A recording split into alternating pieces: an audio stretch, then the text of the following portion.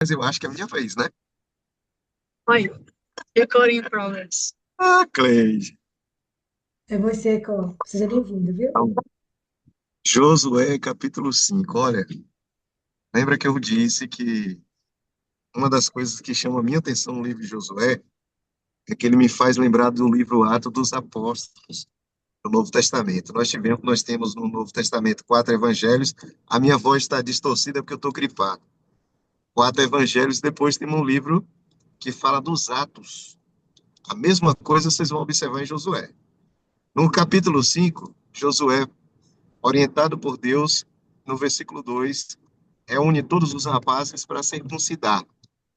Por que que isso acontece, né? O próprio Josué explica porque o povo que tinha saído aqui durante 40 anos no deserto, é, na travessia do deserto, digamos assim, Ó, porque foram desobedientes. tá cortando, viu, Có? Então, peraí, deixa eu fechar a tela. É porque eu tô viajando, tô na estrada, voltando para casa. Melhorou o áudio? Ficou Pronto. melhor. E aí, no versículo 4 nos conta isso. Nos conta isso. Aí vem o versículo 5 dizendo que o fato desses rapazes, desses homens, não ter passado pela circuncisão, agora, no versículo 6, aqueles morreram, então, porque desobedeceram a Deus, foi um momento de novo, colocar a marca de que eles eram uma nação que tinha uma identidade. Então, no Novo Testamento, no livro de Eu fui lá Atos, na outra máquina, viu? Atos, você vai ver os discípulos sendo batizados com o Espírito Santo, que é o selo de Deus. Ou, melhor dizendo, é quem sela com o selo de Deus. Então, aqui, a nação de Deus coloca o sinal, que naquela época era a circuncisão, o local onde isso aconteceu, versículo 9, Gilgal, e ali acontece algo interessante. A Páscoa. Observe que agora eles estão no dia 14 do primeiro mês. Ontem nós vimos que eles estavam no dia 10. Então o que aconteceu? Celebraram a Páscoa, versículo 10 no 11, com pães ázimos e com espigas tostadas. E aí, Cleide, ocorre um milagre. Qual é o milagre? Até aquele momento, eles tiveram maná.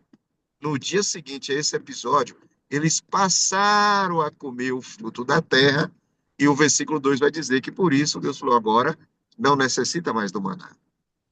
Muito bem, Josué era um homem de oração, ele se levantou, provavelmente para olhar o tamanho do desafio, Ariadne, e ele estava perto de Jericó. E quando ele chegou perto de Jericó, quem sabe olhando os muros, imaginando assim, como é que Deus vai resolver esse problema, hein? E aí, de repente, o versículo 13 diz que ele viu um homem. Presta atenção. Diz que ele viu um homem com espada na mão. E ele perguntou: Olha como Josué. Eu gosto de Josué demais, gente. Josué e Caleb são referências para nós que estamos vivendo nos últimos dias. Porque não havia maldade no coração desses homens. Olha a pergunta de Josué: Se tu tá numa batalha e aparece alguém com espada de todo tamanho na mão, você vai perguntar: Tu é do nosso ou do nosso inimigo?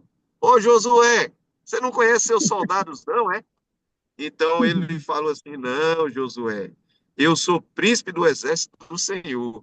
Quando Josué ouviu isso, ele prostrou e adorou. Ele sabia que estava diante do Senhor Jesus Cristo. Naturalmente, Amém. isso é importante que nós saibamos, e eu já expliquei isso para vocês. Deuteronômio fala de Jesus como o Messias, o profeta. Então, hoje nós sabemos, temos consciência. Naquele dia, Josué sabia que estava diante, quem sabe, de um anjo, coisa assim, mas nós sabemos que era Deus. E por que que nós sabemos? Olha a ordem que ele deu no versículo 15: tira o sapato dos pés, ou seja, o seu sinelo, porque esse lugar é santo. E a Bíblia diz que Josué fez assim. Então, nesse capítulo, nós vamos ver a nossa igreja praticando duas cerimônias, a circuncisão e a Páscoa. Lá no livro de Atos, nós vamos ver nossa igreja participando da cerimônia da festa do Pentecostes e recebendo o selo de Deus, sendo selado pelo Espírito Santo de Deus para que pudesse propagar e iniciar essa nova fase da Igreja de Cristo. Aqui nós temos a igreja avançando sobre as nações, Cleide, para conquistar a terra. Lá no livro de Atos, nós temos a igreja sendo batizada para conquistar o mundo. Muito bem.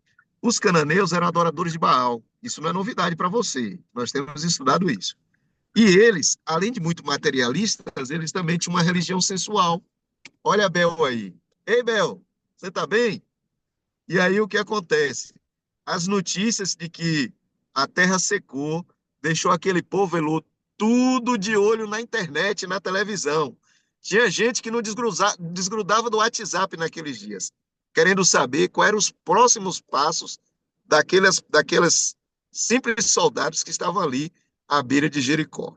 A Bíblia avança e no versículo 6, a Bíblia vai descrever que ninguém entrava nem saía de Jericó. E aí havia um medo absurdo. E as pessoas estavam o tempo todo buscando, eu imagino a cena, buscando seus generais, seus oficiais de guerra, para saber se havia alguma chance daquele muro ou daquelas portas serem destruídas. Naturalmente, eles diziam que não, que Jericó era uma cidade que não tinha como ser conquistada.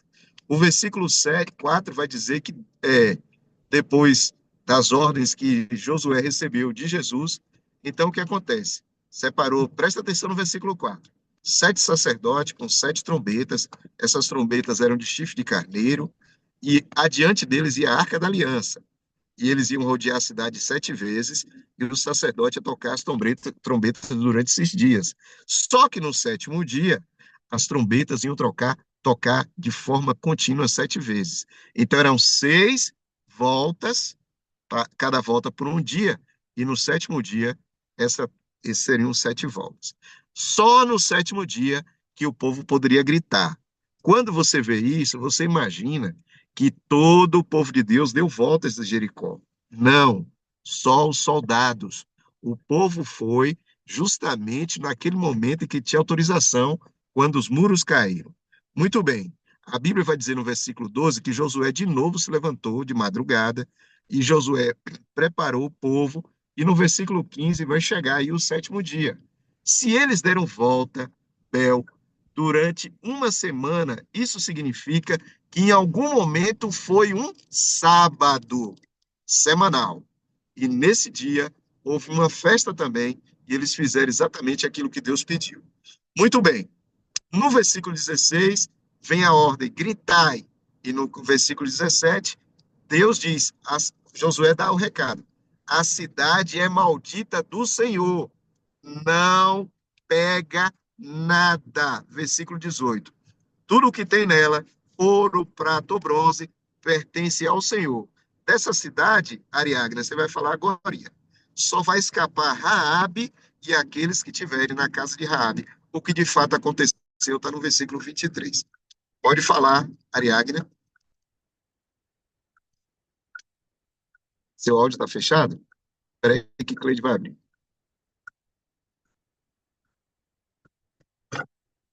Ariadne.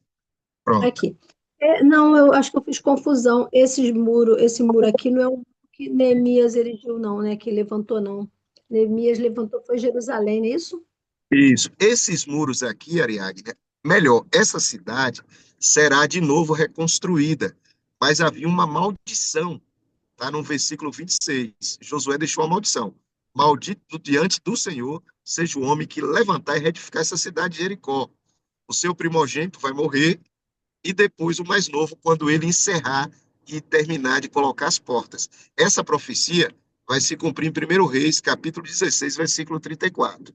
Então havia uma maldição se essa cidade fosse reerguida. E aí vem uma pergunta que não quer calar. Por que que Deus jogou tão duro com Jericó? Porque a guerra não era só uma guerra de batalha física, era uma guerra entre a religião verdadeira e a religião falsa. Os habitantes de Jericó, a cidade de Jericó significa, é uma referência à cidade da lua, e eles praticavam a religião, como eu já contei outras vezes para vocês, que tinha um alto grau de sensualidade, um alto grau de insensibilidade com a vida humana, porque sacrificavam crianças, etc., e assim por diante. Agora eu queria pedir um favor para vocês. Vocês sabem que Lissandra abriu uma série aí sobre o Apocalipse e alguns estão acompanhando. Você sabia que quando nós estivermos estudando as trombetas do Apocalipse, eu preciso de Josué capítulo 6, e que às vezes você passa por cima e não percebe? Quantas voltas eles deram na cidade? 6. Durante 7 dias eles deram voltas na cidade. No último dia, mais de uma volta. E eles tinham trombetas na mão. E essas trombetas, Elô, iam atrás da Arca da Aliança. Eu não sei se vocês sabem, o Apocalipse repete essa história. Lá tem 7 trombetas. A 7ª trombeta, agora quem vai cair não é Jericó, é Babilônia. Lá no Apocalipse também tem a Arca da Aliança que aparece. Então, observe que nós estamos diante de um cenário que vai se repetir. E ainda tem um detalhe, por isso que eu digo, normalmente no Velho Testemunho, ou no Velho Testamento, nós temos tipos, sombras da grande realidade. E ainda tem um detalhe aqui, eu não sei se vocês observaram, eu contei para vocês que quem ia para a batalha não era todo o povo inicialmente, era um grupo seleto. Lá no Apocalipse, capítulo 14 e no capítulo 7, fala de um grupo seleto, chamado de 144 mil. Olha as coisas conectando, tá vendo aí, Ariadne? Só que nós não temos costume de parar para estudar, para avaliar o que significa tudo isso. E a gente olha para o passado e deixa tudo no passado, Bel. E esquece que, às vezes, Deus apresentou essa história para nós adventistas, nós cristãos, de forma geral, entendermos o que ele vai fazer no futuro, tá bom? Muito bem, avançando, nós vamos agora para o capítulo 7. E aí, aí sim, tudo foi destruído, né? Só escapou Raabe, e a Bíblia vai dar um depoimento tão bonito sobre Raabe, que diferente de Ló, por exemplo, Raabe conseguiu salvar toda a família Ariadne. Ló, só a esposa e 2 filhas. O que a Raabe falou, gente? Para que esse povo todo ficasse motivado a acompanhar Jeová. Não é bonito isso? A Bíblia diz que o pai, a mãe, todo mundo que estava com Raabe foi e, de fato, acompanhou o Senhor. Muito bem, capítulo 7. Aí entra em cena um personagem que é o contrário de Raabe. Seu nome é Acã. Enquanto Raabe sai da imundícia para a pureza, Acã está na pureza e põe as mãos em coisa imunda. E aí, o que acontece? Dessa vez, Josué, não sabemos o porquê, se ele estava com pressa, não sei dizer exatamente, mas ele não consultou o Senhor, e havia uma cidade para ser conquistada, chamada Ai, e Josué falou, vamos mandar uns 3.000 homens? Versículo 4. E quando eles subiram, o que aconteceu? Os homens de Ai feriram 36 homens de Israel, está no versículo 5. Josué correu, rasgou as vestes no versículo 6, e aí Deus vem falar com Josué no versículo 10 e falou, por que você está triste? O que aconteceu? O povo Israel pecou e fez coisa errada. Pegou daquilo que era maldito, furtou, mentiu, colocou debaixo da bagagem e está lá escondido. Josué, quando ouviu isso, Josué reuniu o povo no versículo 13 e falou, santificai-vos, porque amanhã Deus vai nos mostrar o que está acontecendo. E aí o que aconteceu? Blanquita, 14, fez uma forma ali, Gracinha, naquela época era assim, nossa sorte, por tribo, por família, por casa e por homem. Presta atenção à misericórdia de Deus. Versículo 16. Foi Judá que foi selecionada. Depois, a família dos Zeraitas. Depois, os parentes ali de Abidi. Depois, chegou até Acã. Eu pergunto para vocês, olha o tanto de tempo que Deus deu para Acã se arrepender. No primeiro sorteio, meu amigo, eu pulava na frente e falava, foi eu, Josué, para tudo, eu pequei, me ajuda, tenha misericórdia de mim, senão Deus vai mandar fogo do céu aí, tenha misericórdia de mim. Ele não fez nada disso, ele ficou intocado. O que passava pela cabeça desse homem? Ele não falou nada, Cleide, ficou ali caladinho, manteve na sua casa uma boa capa babilônica. Olha o que esse homem escondeu, gente, no versículo 21. Eu pergunto para vocês, vocês sabem a distância de Jericó para Babilônia? Era muito grande. Como é que esse homem bateu o olho e sabia que era uma capa babilônica? Já pensou? E aí, o que que a Bíblia descreve? Josué pediu para que ele fosse pegar, né, essas coisas, mostrou, e logo após ele foi eliminado com sua família. Enquanto Raabe foi abençoada, infelizmente Acã se tornou um maldito do Senhor. E o que que isso nos lembra, Cleide? Vamos para o livro de Atos? O que que aconteceu depois do batismo do Espírito Santo no livro de Atos? O povo cheio do Espírito Santo começou a pregar, as pessoas vendiam as suas terras, Cleide, para doar. E o que que acontece lá? Surge um homem chamado Ananias Bel, com sua esposa Safira, e os dois tentaram enganar o Senhor. Josué parece ou não parece com o livro de Atos? A história não termina aqui. Nós temos mais coisa para a gente analisar. Cleide? Lembrando, se você vai confirmar comigo ou não, por que Deus condenou Acã? Porque quando Deus luta sozinho, os bens não vai ser, os despojos não pode ser é, repartido. Dividido. Quando o Sim, povo ia e lutava e o povo ganhava, aí sim poderia ser ter perfeito. dividido o despojo. Confirma para mim, por favor, coragem ou não? Se é assim mesmo? Perfeito, isso, é isso mesmo, Cleidinha. Porque aquela batalha, Ariadne, foi uma batalha que o próprio Deus venceu. Gente, Deus milagrosamente arrancou as muralhas do chão. Então, ninguém poderia pegar em nada. O que tivesse ali ia ser dedicado ao templo do Senhor. Mas, infelizmente, Acã, como ele mesmo disse, ele ficou encantado. Vocês observaram aqui o que aconteceu com esse homem que era bendito? Ele se tornou maldito, Fernandinha, porque ele se misturou com Babilônia. Olha só, nós estamos vivendo em dias que nós temos que ficar distante de Babilônia. Então, se você vê por aí uma boa capa babilônica, fuja dela. Assim como a capa levou José a ter muita dor de cabeça, e claro que depois ele recebeu uma capa, mas agora abençoada por Deus, não que as outras não fossem, né? Mas ali no tempo de Deus e foi uma bênção na vida dele. Fuja de Babilônia. Babilônia cheira a morte eterna. Ariadna?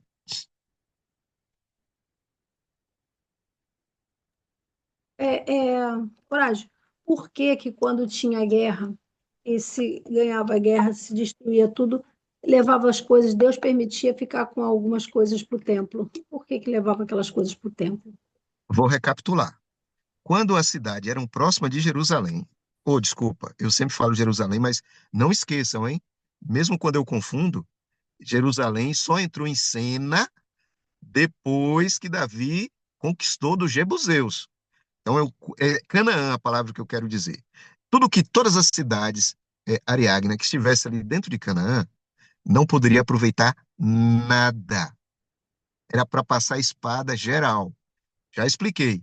O culto a Baal, Ariagna, era mais imundo do que esses arquivos que estão surgindo aí, desse rapaz que era banqueiro do Brasil e daquele que, infelizmente, tirou a sua própria vida nos Estados Unidos. Imagina as cenas que se passam nesses lugares e misturando crianças, mulheres e, no caso dos cananeus, animais e assim por diante. Então, não tinha como preservar. Estava completamente, moralmente, é, incapaz de recuperar. Diferente da cidade distante. E por que que nós vamos ver na história de Josué que alguém se aproxima e diz que é de longe?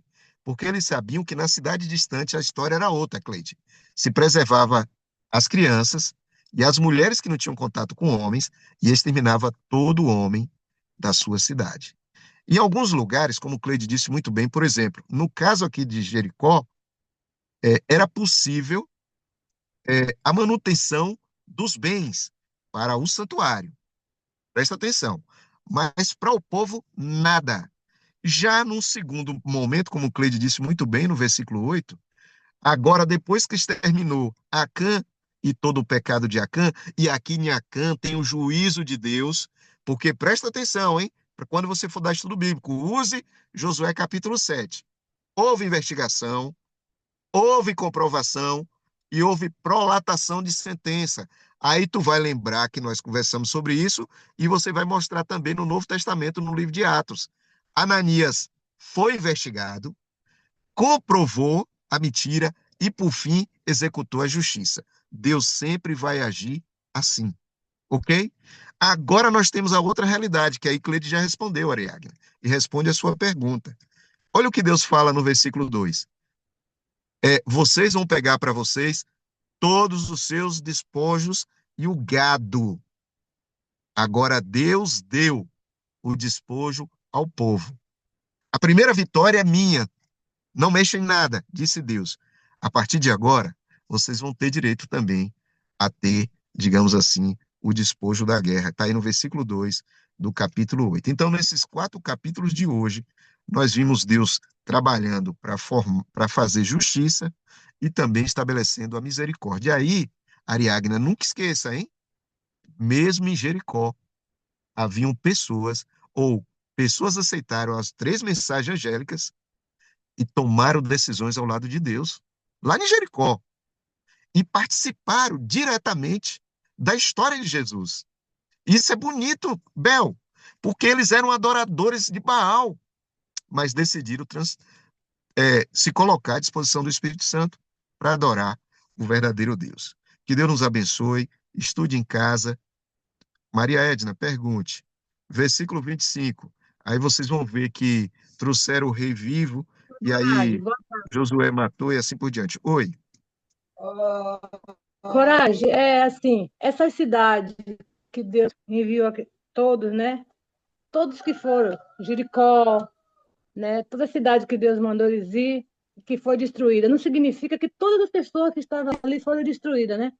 Muita gente Deus Boa teve misericórdia porque pergunta. eles aceitaram. Olha só, isso. Olha só, tem outro detalhe interessante aqui, Cleide. Eu rapidamente vou explicar isso.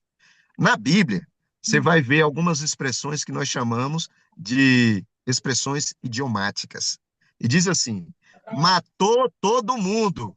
Aí você fala assim: bom, se morreu todos os jebuseus, por que que lá na frente Davi vai conversar com Araúna, Ornã, que era um jebuseu? Porque quando a Bíblia fala todos, vai dizer todos que estavam ali. Naquele momento não sobrou ninguém. Agora, se o cara correu, se estava em outro lugar, em um vilarejo, assim por diante, é possível que tenha escapado. Ou de fato escapou, Então, porque nós vamos encontrar.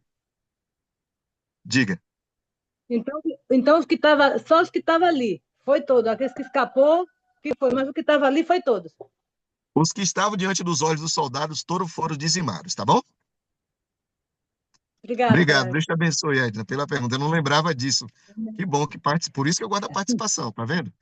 Que Deus abençoe a todos vocês. Quem prega hoje? Nosso querido pastor Enéas.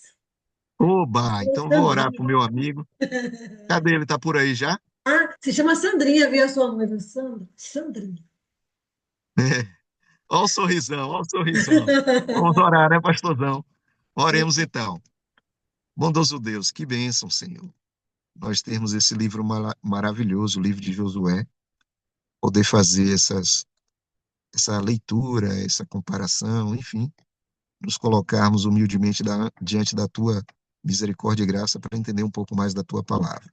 Abençoe a família Manuel, todos os membros, aqueles que estão tristes. Hoje antes aqui, ouvi a Miriam citando alguns nomes, Cleide também. Senhor, tenha piedade. É muita gente passando por momentos difíceis em nossa família, nós sabemos por quê. Quando a tua igreja ajoelha, quando a tua igreja está de joelhos, quando a tua igreja estuda a tua palavra, quando a tua igreja pratica o jejum e busca viver a mensagem de saúde que teu pastor vai pregar agora nessa sala, então é natural que o inferno se levante. Mas louvado e exaltado seja o teu nome, porque nós vivemos sobre a sombra do Onipotente. E nós temos a certeza que o Senhor é nosso pastor e nada nos faltará. O Senhor não nos faltará. Conforte os corações daqueles que estão lutados. Abençoe as mães que oram para os seus filhos que estão aí em um momento de restrição de liberdade. Ajude aqueles que estão buscando emprego, Senhor. Enfim, tome todos nós nas tuas mãos. Nos restaura, nos cure, nos ajude a estar pronto para viver mais um dia ou esse restante de dia e os outros dias das nossas vidas na tua presença. Abençoe o nosso pastor Enéas, que mais uma vez vai trazer uma mensagem do céu e nos ajude a ser bem-aventurados a ouvir e a praticar. É o que nós pedimos e agradecemos. Em nome de Jesus. Amém. Deus abençoe a cada um de vocês. Amém. Obrigada, Cor. Querida pastora Nélia, seja bem-vinda, pastor, é um prazer tê-lo conosco, boa semana para o senhor. Muito obrigado, Cleide, obrigado a todos vocês. Estou muito feliz de estar aqui com esse grupo maravilhoso, com esta família, e dizer da minha grande preocupação com a saúde. É uma preocupação que Deus demonstra no Espírito de Profecia, na Bíblia, e a gente já falou tanto desse texto, mas eu queria relembrar, quando ele fala lá em Êxodo capítulo 15, quer dizer, antes de dar os 10 mandamentos, ele já tinha as leis de saúde aplicadas para o povo. Então, Êxodo capítulo 15, quando ele fala, eu sou o Deus que sara, eu sou o Deus que cura, mas tem condições, né?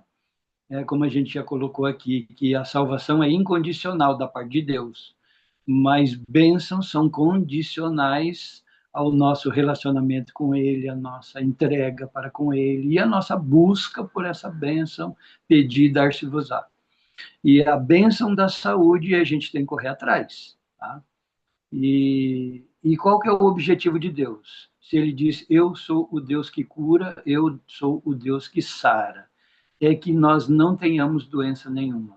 E Ele está preparando uma igreja para ficar sem doença nesses dias finais. Então, eu e você precisamos estar neste grupo que Deus quer curar todas as doenças e precisamos cumprir essas condições para que Ele nos cure. E as condições, segundo lá o Êxodo capítulo 15, verso 25 e 26, é ouvir a voz de Deus, inclinar os ouvidos para ouvir a voz de Deus, é cumprir os seus mandamentos, é seguir os seus estatutos da área natural, da área da saúde, as leis naturais que Ellen White coloca como sendo parte dos 10 mandamentos de Deus, principalmente do mandamento que diz não matarás. E quando a gente não está cuidando do corpo, nós estamos matando o nosso corpo. Tá? E simples assim, e sério assim também. Né? Então, vamos ver alguns textos de Ellen White para nós meditarmos nessa tarde. O primeiro está no Medicina e Salvação. Diz assim, em toda parte pode-se encontrar os enfermos. E os que vão como obreiros de Cristo devem ser verdadeiros reformadores de saúde. Então, primeira parte, em todo lugar há gente doente, há enfermos. Os obreiros de Cristo devem ser verdadeiros reformadores de saúde. E quem é reformador da sua saúde, quem cuida da sua saúde, não vai ter doença. É isso que eu entendo aqui. Tá? E o que esses reformadores da saúde têm que fazer? Tem que estar preparados para dar aos que estão enfermos e eles não, certo? Os tratamentos simples que aliviarão e então orar por eles. Primeiro os tratamentos e depois a oração. Não é o contrário, gente. Não é primeiro orar e depois, vou ver como é que faz o tratamento natural. Não, primeiro é tratamento natural, aí oração em cima, tá? Assim eles abrirão a porta da entrada para a verdade. A prática desse trabalho será seguido de bons resultados. Então, qual é a nossa missão, gente? É nos tratar naturalmente, seguir as orientações de Deus e, como mensageiros da saúde, também abençoarmos os nossos vizinhos e parentes ao nosso lado. Mais um texto. Em toda parte. Não, isso já foi. Nossas famílias guardadoras do sábado devem ter a mente cheia de dos benéficos princípios de saúde, da reforma de saúde. Vou repetir. Nossas famílias guardadoras do sábado devem ter a mente cheia dos benéficos princípios de reforma de saúde e de outros aspectos da verdade, a fim de que seja uma ajuda aos seus vizinhos e uma porta aberta para Jesus entrar no coração deles. Então, nós temos que praticar a mensagem de saúde e pregar a mensagem de saúde para os nossos inimigos. Sejam missionários práticos. Reúnam todo o conhecimento possível que ajude a combater as enfermidades. Isso pode ser feito pelos que são estudantes diligentes. Gente, não é por isso que eu sempre falo, né? Nós temos 10 livros de saúde que Ellen White escreveu, e inclusive as compilações. Mas o que ela escreveu de ponta a ponta, que não é compilação, é o Ciência do Bom Viver. Se você ler esse livro com oração, ele vai tratar toda a sua vida. Não vai ser só o aspecto alimentação, tá? Ele trata de tudo da sua vida. E ali são mensagens de Deus dirigidas exatamente para a igreja nesse tempo em que nós estamos vivendo. Porque daqui a uns dias a gente não vai poder abrir a Bíblia para pregar. E nós vamos ter que abrir o quê? O livro de saúde e falar da saúde para os outros, já que nós vamos ter saúde total, que vai ser o presente de Deus para a última geração dessa igreja. Agora, quando que isso vai acontecer com a igreja, gente? É isso que eu fico inquieto, né? Vamos logo fazer essa reforma de saúde para que Deus possa curar todas as nossas doenças e nós sermos pregadores e mensageiros da saúde. Cada descuido, cada ação desatenta, qualquer abuso para com o maravilhoso mecanismo do Senhor, por desconsiderar suas leis específicas na humana habitação, é uma violação da lei de Deus. Aqui está um dos textos em que Ellen White deixa bem claro. E qualquer descuido, abuso, desatenção, a maquinária viva, esse mecanismo maravilhoso que o Senhor nos criou, é uma violação das leis de Deus. E Deus cobra isso de nós, né? Ele quer nos abençoar, ele quer sarar todas as nossas enfermidades, mas nós temos que dar atenção às leis da saúde que ele deixou para nós. O Criador do ser humano dispôs a maquinaria viva de nosso corpo. Toda função é maravilhosa e sabiamente desempenhada. O que está dizendo aqui? Que o Criador que nos criou essa maquinaria viva, o nosso corpo, ele colocou funções para os órgãos do nosso corpo. Nós temos 130 células mães. E quando nós nascemos, as primeiras a serem formadas são essas 130. E essas 130 dão origem aos 130 órgãos mais importantes do nosso corpo, cada um com uma função específica, cada um com uma atividade específica. E é isso que a gente estuda na fisioterapia. E nós precisamos, desculpe, na fisioterapia, fisiologia, estudo do físico. Fisiologia são as funções de cada um desses órgãos e como manter essas funções, como potencializar essas funções dos órgãos que Deus criou, que são uma engrenagem, um ligadinho no outro. A gente separa didaticamente para estudar cada um, mas é um organismo só, é uma engrenagem só, e todos os órgãos trabalham para o funcionamento do nosso corpo. Tanto que isso é usado por Pedro, por Paulo, na ilustração do nosso relacionamento com Deus, né? E todos nós, como igreja, somos membros do mesmo corpo, somos engrenagem de um mesmo corpo. Então, o corpo precisa funcionar. E isso que a gente estuda na fisiologia, né? Então, nós temos que funcionar direitinho o nosso corpo. É um estudo maravilhoso, eu me apaixonei por essa matéria, junto com a bioquímica, que é a segunda matéria, onde vai analisar tudo que a gente come, as reações químicas que vão acontecer dentro do nosso corpo, no estômago, no intestino, no sangue, e até chegar a todas as 100 trilhões de células. Funcionamento. Pense nisso, tá? E vamos cuidar do nosso corpo, que é a maquinaria que Deus criou.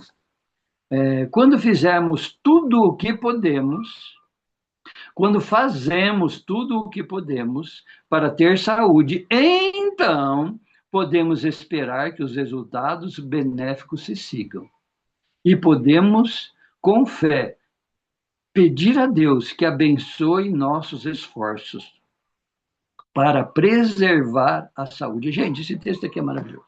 Vou até ler de novo. Quando fazemos tudo o que podemos para ter saúde, então podemos esperar que os resultados benéficos se sigam. Podemos, com fé, pedir a Deus que abençoe os nossos esforços para preservar a saúde.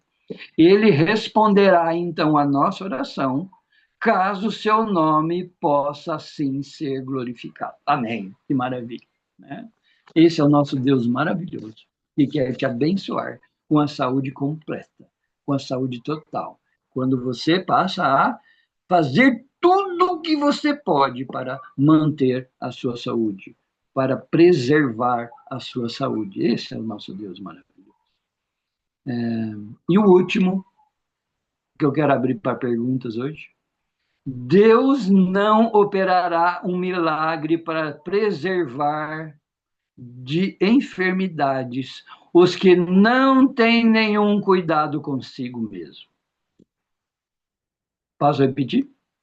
Deus não operará um milagre para preservar de enfermidades os que não têm nenhum cuidado consigo mesmos, mas estão violando constantemente as leis de saúde e nenhum esforço fazem para evitar a doença. Daí, meus queridos, o segredo é simples. Deus é assim. Deus é simples, é o Deus Todo-Poderoso que quer agir na nossa vida, que quer transformar nosso caráter, que quer transformar as nossas ações, nossos hábitos, que quer transformar as nossas palavras, quer transformar o nosso pensamento, quer mudar o nosso pensamento para que nós pensemos igual ele pensa, mas a gente não estuda esse material e aí continuamos pensando como inimigo e diz, não, tanto faz o que você come, o que você bebe, não liga para isso não, né? Depois Deus cura, depois você vai na quarta-feira lá pedir oração, né? Mas o que nós estamos vendo aqui é que nós temos a nossa parte para fazer, que é cuidar, que é preservar aquilo que Deus nos deu, que é o nosso corpo. E que além de Ele nos dar esse corpo, Ele diz, eu quero habitar dentro desse corpo. Que o Espírito Santo quer habitar dentro desse corpo, que é chamado templo do Espírito Santo. Não é meu, não é seu, é o templo do Espírito Santo. Mas enquanto nós estamos fazendo as nossas escolhas, nosso coração é enganoso, nossos desejos são desejos da carne, nossas vontades são vontades da carne, e isso que Deus quer mudar em nós. Mas como que vai mudar em nós se nós não queremos mudar? Se nós queremos continuar fazendo do jeito que a gente acha que deve ser, do jeito que o mundo faz, do jeito que todo mundo faz. Por isso que eu sempre falo, não tenha medo de ser diferente. Não tenha, seja exemplo. Eu muitas vezes fui questionado, por que você não come carne? Chegava lá no restaurante, lá, como é que chama? Churrascaria, e eu comia só salada. E o pessoal ficava rindo da minha cara. Vocês sabem que isso acontece no nosso meio, né? E eu lembro da última vez que eu fui numa churrascaria, depois de um culto de consagração dos casais, aí foi todo mundo para a churrascaria. E o pessoal passava por mim e via meu prato só com salada. E o cantor da ocasião estava sentado do meu lado com a esposa dele, né? E ele diz, olha, eu fiquei com vergonha de mim quando eu olhei para o seu prato. E eu não fiz nada para chamar atenção. Mas eu pude ali dar um testemunho. E ele, até hoje, a gente é muito amigo, né? E até hoje a gente conversa e ele diz, olha, aquele dia você me inspirou. E eu estou mudando o meu tipo de alimentação, só de olhar para o seu prato. Eu não falei nada, não abri a boca sobre saúde. O assunto daquele domingo era família, né? Era como entender algumas passagens da Bíblia difíceis sobre família, e não falei nada de saúde. Mas na hora do almoço, o meu prato pregou para ele. Então, a gente tem que se submeter ao que Deus deseja de nós. Nós temos que nos submeter à direção do Espírito Santo de Deus. Enquanto a gente não se submeter 100% das nossas decisões à direção do Espírito Santo, não vai haver mudanças. E Deus não pode derramar a chuva serôdia. Então, muita gente está dizendo, a chuva serôdia está caindo. Sim, já está caindo umas gotinhas da chuva serôdia, né? Mas sobre aqueles que estão buscando entregar todas as suas vontades para o Espírito Santo. E a chuva serôdia vai cair em grande medida sobre aqueles que buscarem a direção e a orientação do Espírito Santo para todos os detalhes da vida. Então, o verdadeiro livre-arbítrio não é que eu possa escolher o que eu quero, mas o que eu posso é escolher que o Espírito Santo escolha tudo o que eu quero, porque o que eu quero é tudo errado. Se eu tiver não vou nem falar nenhum exemplo, mas se eu tiver uma alimentação na mesa que não me faz bem, como que vai ser a minha decisão? De fazer a minha vontade, de ver o meu desejo carnal ali na hora, de comer aquela delícia? Ou eu vou dizer para Deus, igual Daniel, não quero me contaminar com as comidas do mundo, das comidas que estão na mesa. Eu quero fazer a tua vontade. Foi isso que Jesus veio fazer aqui durante 30 anos, 33 anos e meio, ele pregou, curou, mas 30 anos ele deu o exemplo de nunca, nenhuma vez, fazer a vontade dele, mas fazer a vontade do Pai que está no céu. Esse é o nosso treinamento. Esse é o nosso desafio que Deus espera de nós hoje. E você, como filho de Deus, que pertence à igreja remanescente de Deus, que pertence à igreja da profecia de Deus, e que Deus vai transformar o caráter desta igreja, que você esteja no grupo que peça as mudanças que Deus quer fazer na sua vida, assim como aconteceu na vida de Jó. Jó era protegido. Por quê? Porque ele fazia simplesmente a vontade de Deus na sua vida. E ele era protegido. O inimigo não podia encostar nele. Só depois que Deus deu permissão. Assim também, você quer ser protegido? Você quer ser livre de todas as doenças? Você quer essa bênção? Siga as condições que Deus está colocando. Faça a vontade dele. No beber, no comer, no vestir, no ouvir, em todas as coisas da sua vida. Faça a vontade de Deus na sua vida. Deus abençoe ricamente você e que essa experiência possa ser realidade, logo, logo, na igreja, em nossa vida, em nossa família, em todos aqueles que nos cercam, e que nós possamos ser uma luz e uma bênção para aqueles que estão doentes. Que Deus abençoe você ricamente. É a minha oração. Então, ore conosco, depois eu abro para as perguntas, tá bom? Pastor, por favor, só pode entregar, quem vai sair hoje, viu? A nossa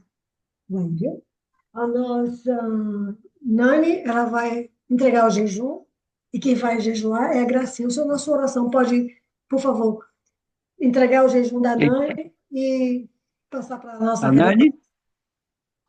A Nani Nani entrega Gracinha. jejum e quem recebe? Gracinha.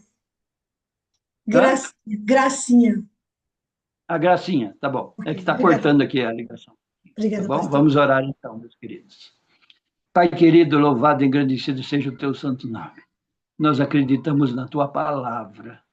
Nós acreditamos no espírito de profecia que o Senhor deixou, especialmente para a igreja remanescente.